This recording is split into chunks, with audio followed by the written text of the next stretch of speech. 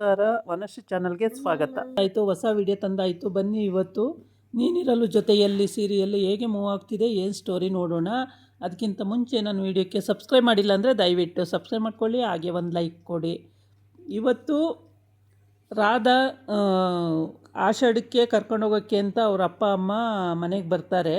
ಆದರೂ ಮುಂಚೆ ಇವಳು ಯಾರಿಗೋ ಫೋನ್ ಮಾಡಿಕೊಂಡು, ಅವಳು ಓರ್ಗಿತಿ ದೊಡ್ಡವಳು ಯಾರಿಗೋ ಫೋನ್ ಮಾಡಿಕೊಂಡು ಏನೇನೋ ಕ್ರಿಮಿನಲ್ ಆ್ಯಕ್ಟಿವಿಟೀಸ್ ಇವಳ್ದು. ಅಂದರೆ ಒಂದು ನಾರ್ಮಲಾಗಿ ಇರೋದೇ ಇಲ್ಲ. ಯಾವಾಗಲೂ ಕಾಲಿಲ್ಲ ಅಂತ ಒಂದು ಸಲ ಅಂತಾಳೆ, ಕಾಲು ಬಂತು ಅಂತ ಇನ್ನೊಂದು ಸಲ ಅಂತಾಳೆ, ಯಾರೋ ಇನ್ನೊಬ್ಬ ಲೇಡಿಗೆ ಫೋನ್ ಮಾಡ್ತಾಳೆ. ರಾಧಾ ಇವತ್ತು ತವ್ರ ಮನೆಗೆ ಹೋಗ್ತಾಳೆ ಅಂತ ಹೇಳ್ತಾಳೆ, ಅದೇನೋ ಮಾಡು ಅಂತಾಳೆ, ಅವಳಿಗೆ ದುಡ್ಡು ಕೊಡ್ತಾಳೆ, ಏನೇನೋ ಇವಳು ಕತೆಗಳು. ಅವಳ ಮಗ ಇವಾಗ ಹಾಸ್ಟೆಲಿಂದ ಮನೆಗೆ ಬಂದಿದ್ದಾನೆ ರಜಾ ಅಂತೇಳ್ಬಿಟ್ಟು. ಹಾಗಾಗಿ ಬಂದು ಮನೆಯಲ್ಲಿದ್ದಾನೆ.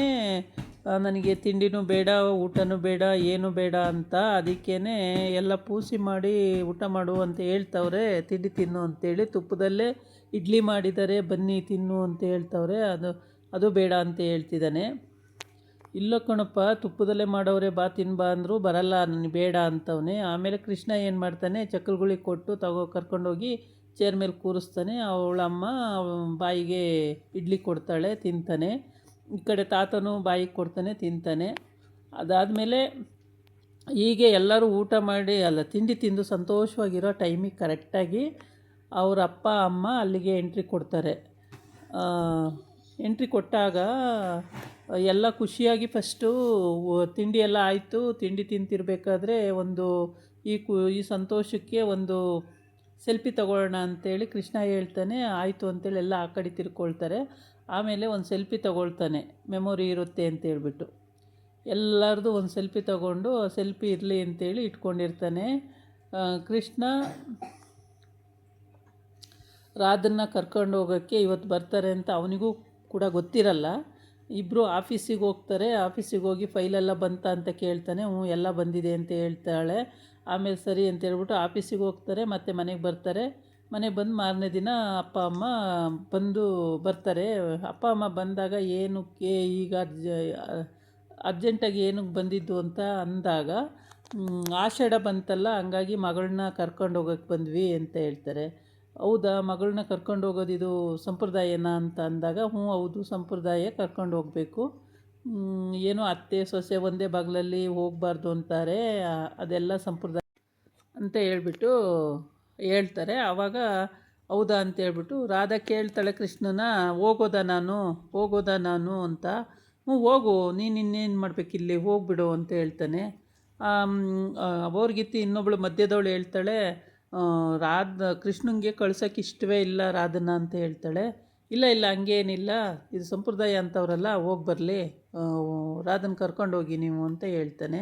ಆಮೇಲೆ ಅದಕ್ಕೆ ಅವಳು ದೊಡ್ಡವ್ರಿಗಿತಿ ಏನೂ ಮಾತಾಡ್ತಿರಲ್ಲ, ಸುಮ್ಮನೆ ಇರ್ತಾಳೆ. ಅವಳೊಂಥರ ಸೈಲೆಂಟ್ ಕಿಲ್ಲರ್ ಇದ್ದಂಗೆ, ಮಾತಿಲ್ಲ ಕತೆ ಇಲ್ಲ, ಒಳಗೆ ಇಟ್ಬಿಡ್ತಾಳೆ ಹಾಗೆ.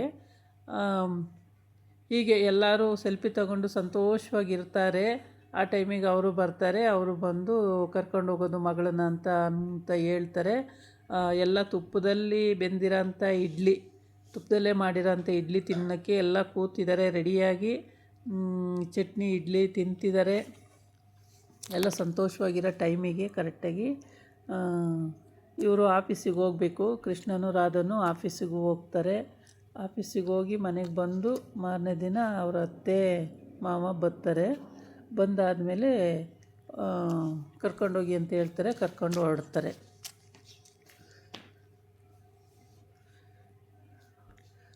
ಇವಳು ಇನ್ನೂ ಈ ವೀಲ್ಚೇರಲ್ಲೇ ಆ ರೂಮಲ್ಲೆಲ್ಲ ನೆಡ್ಕೊಂಡೇ ಓಡಾಡ್ತಿರ್ತಾಳೆ. ಇಲ್ಲಿ ಮಾತ್ರ ವೀಲ್ಚೇರಲ್ಲಿ ಅಂತೇಳಿ ಕಾಲಿಲ್ಲ ಅಂತ ವೀಲ್ಚೇರಲ್ಲಿ ಆಟ ಆಡ್ತಿದ್ದಾಳೆ. ಇದು ಎಷ್ಟೊಂದು ದಿನದಿಂದ ಇದೇ ನಡೀತಾ ಇದೆ. ಅವಳ ತಂಗಿ ಕೂಡ ಗೊತ್ತಿದ್ರೂ ಅವಳು ಏನೂ ಹೇಳಲ್ಲ. ಈ ಅಡುಗೆ ಮಾಡೋರು ಇವರು ಅವರಿಗೂ ಗೊತ್ತು, ಅವರು ಏನೂ ಹೇಳಲ್ಲ. ಮತ್ತು ಅತ್ತೆ ಮಾವಂಗಂತೂ ಅದು ಗೊತ್ತಿಲ್ಲ. ಅವ್ರಿಗೆ ಕಾಲು ನೋವಾಗಿದೆಯೇನೋ, ಅದಕ್ಕೇ ಅವಳು ವೀಲ್ಚೇರಲ್ಲೇ ಇದ್ದಾಳೆ ಅಂತ ತಿಳ್ಕೊಂಡವ್ರೆ. ಆದರೆ ವೀಲ್ಚೇರಲ್ಲಿ ಇಲ್ಲವೇ ಇಲ್ಲ, ಅವಳು ಆರಾಮಾಗಿ ಓಡಾಡ್ತಿದ್ದಾಳೆ, ರೂಮಲ್ಲೆಲ್ಲ ಓಡಾಡ್ತಿರ್ತಾಳೆ. ಆಚೆ ಬಂದ ತಕ್ಷಣ ಈ ವೀಲ್ಚೇರಲ್ಲಿ ಬರ್ತಾಳೆ. ಇದು ನಾಟಕ ಆಡ್ತಿದ್ದಾಳೆ. ಅದೇನು ನಾಟಕನೋ ಒಂದು ಗೊತ್ತಿಲ್ಲ. ಒಳ್ಳೆ ಏನೋ ಕ್ರಿಮಿನಲ್ ಆ್ಯಕ್ಟಿವಿಟೀಸ್ ಮಾಡ್ತಿದ್ದಾಳೆ, ಅದು ಒಬ್ರಿಗೂ ಗೊತ್ತಾಗ್ತಿಲ್ಲ. ಲೇಡಿ ಆಯಿತು ಮುಗೀತು ಅಂದ್ಕೊಳ್ಳಿ ನಿಮ್ಮ ಕೆಲಸ ಅಂತಾಳೆ. ಏನು ಅದನ್ನು ಏನು ಮಾಡ್ತಾಳೋ ಗೊತ್ತಿಲ್ಲ. ಹೀಗೆ ಇವರು ಏನೇನು ಆ್ಯಕ್ಟಿವಿಟೀಸು ಅದು ಸರಿಯಾಗಿ ಗೊತ್ತಾಗ್ತಿಲ್ಲ. ಅಂದರೆ ಅತ್ತೆ ಮಾವ ಇವಳನ್ನ ನಂಬಿದ್ದಾರೆ, ಪ್ರತಿಯೊಂದು ವಿಷಯದಲ್ಲೂ ಅತ್ತೆ ಮಾವ ಒಳ್ಳೆಯವಳು ಅಂತ ನಂಬ್ಕೊಂಡಿದ್ದಾರೆ.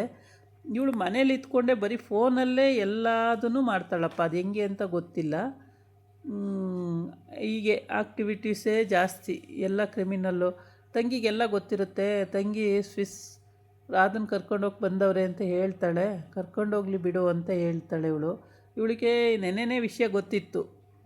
ಹೇಗೆ ಅಂದರೆ ನಾಳೆ ಆಷಾಢಕ್ಕೆ ರಾಧನ್ನ ಕರ್ಕೊಂಡು ಹೋಗೋಕ್ಕೆ ಬರ್ತಾರೆ ಅನ್ನೋದು ನೆನ್ನೆನೇ ಗೊತ್ತಿರುತ್ತೆ. ಹಂಗಾಗ್ಬಿಟ್ಟು ಹೊರಟಿದ್ದಾಳೆ ಅಂತೇಳಿ ಗೊತ್ತು. ರಾಧಾ ಹೋಗಲ್ಲ ಅಂತ, ಆದರೆ ಹೋಗಲೇಬೇಕು ಸಂಪ್ರದಾಯ ಅಂತೇಳಿ ಕಳಿಸ್ಲೇಬೇಕು ಅಂತ ಹೇಳ್ತಾರೆ. ಕೃಷ್ಣನ ಬಿಟ್ಟಿರೋಕ್ಕಾಗಲ್ಲ ಅಂತ ರಾಧಾ ಹೋಗಲ್ಲ ಅಂತಾಳೆ ಅಂತ. ಹಂಗೇನಿರಲ್ಲ, ಏನೋ ಇದೆ ಸಮಥಿಂಗ್ ರಾಂಗು. ಒಟ್ಟಿಗೆ ಭಾವನೂ ಹೇಳ್ತಾನೆ ಕೃಷ್ಣ ಇರೋಕ್ಕಾಗಲ್ಲ ಅಂತ ಹೇಳ್ಬಿಟ್ಟು ರಾಧನ್ನ ಕಳ್ಸೋಕ್ಕೆ ಇಷ್ಟಪಡ್ತಾ ಇಲ್ಲ ಅಂತ. ಆದರೆ ಹಾಗೇನಿಲ್ಲ, ಹೋಗಿ ಬರಲಿ ಅವಳು, ಹೊರಡು ನೀನು ಹೋಗ್ಬಾ ಅಂತ. ಹೋಗಿ ಬಿಡ್ಲಾ ಅಂತವಳೆ. ಹೋಗ್ಬಾ ಅಂತ ಹೇಳ್ತವನೆ. ಹೀಗೆ ಇವ್ರದ್ದು ಸ್ಟೋರಿ. ಇದು ಚೆನ್ನಾಗಿದೆ, ನೀನಿರಲು ಜೊತೆಯಲ್ಲಿ ತುಂಬ ಚೆನ್ನಾಗಿದೆ ಸ್ಟೋರಿ. ನೋಡಿ ಎಂಜಾಯ್ ಮಾಡಿ, ಎಲ್ಲೂ ಸ್ಕಿಪ್ ಮಾಡ್ದಂಗೆ ಪೂರ ನೋಡಿ, ನಿಮಗೆ ಅರ್ಥ ಆಗುತ್ತೆ ನಾಳೆ ಏನು ಬರುತ್ತೆ ಅನ್ನೋದು. ನಾಳೆ ಓರ್ಗೀತಿ ಮಾತ್ರ ತಮಾಷೆ ಮಾಡ್ತಾ ಇರ್ತಾಳೆ, ಕೃಷ್ಣ ಬಿಟ್ಟಿರ್ನಾರ್ದಲೇ ಕಳ್ಸೋಕ್ಕೆ, ರಾಧನ ಕಳ್ಸೋಕ್ಕೆ ಹಿಂದೆ ಮುಂದೆ ನೋಡ್ತಿದ್ದಾನೆ ಅಂತೇಳ್ಬಿಟ್ಟು. ಹಾಗೇನಿಲ್ಲ, ಹೋಗಲಿ ಅಂತ ಅವನು ಹೇಳ್ತವನೆ. ಅವನು ಯಾವತ್ತೂ ಹೆಂಡ್ತಿ ಅಂತ ಇದು ಮಾಡೇ ಇಲ್ಲ. ಇದಾಗಿತ್ತು ಇವತ್ತಿನ ವೀಡಿಯೋ. ನಾಳೆ ಇನ್ನೊಂದು ವೀಡಿಯೋ ಜೊತೆ ಬರ್ತೀನಿ. ನಮಸ್ಕಾರ.